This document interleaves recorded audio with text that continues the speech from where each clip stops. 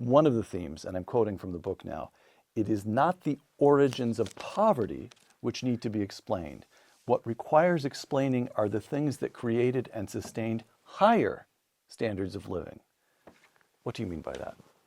Well, there are actually books with titles and subtitles about the origins of poverty.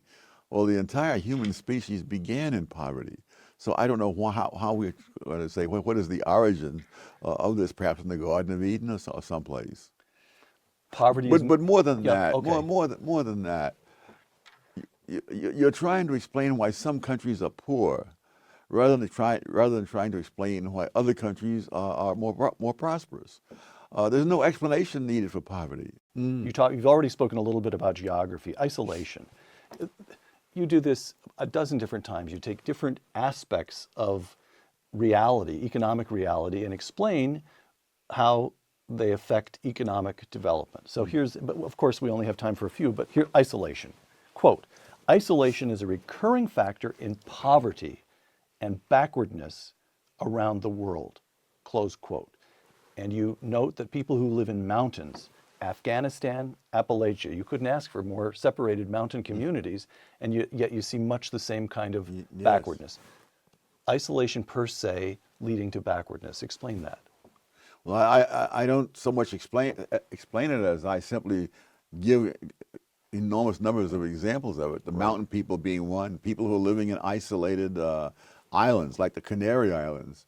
Back in the 15th century, when the Spaniards conquered the Canary Islands, they found the people there living as people had lived in the Stone Ages.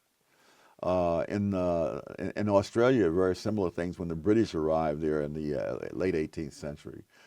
They found the Australian Aborigines living again as people had lived elsewhere in the Stone Ages. Right. You find wherever there are enclaves of groups that are isolated from what other groups are doing. You find the same thing, socially isolated, politically isolated, for whatever reason. The best line is to pay no attention to them and engage in free trade, and you'll come out better than if you started a world trade war. You know, there was a world trade war started back in 1930 because people said, look, we have unemployment, we'll get it cured because we'll make the stuff here and that'll create jobs. People don't seem to think beyond the first stage. Yes, you set off a trade war in which international trade contracted all around the world. That shows what a trade surplus will do for you. Okay.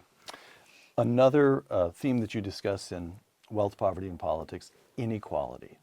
Quote, once we put production at the center of our attention, our surprise at extremes of income and wealth, rich people, rich countries, poor countries, our surprise at extremes of income and wealth might suggest the question whether there are comparable extremes in the production of wealth and whether these two extremes may have something to do with each other.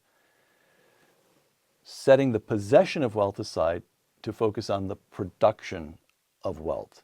And that is intellectually more fruitful if you really want to know why some people are poor and some people are rich.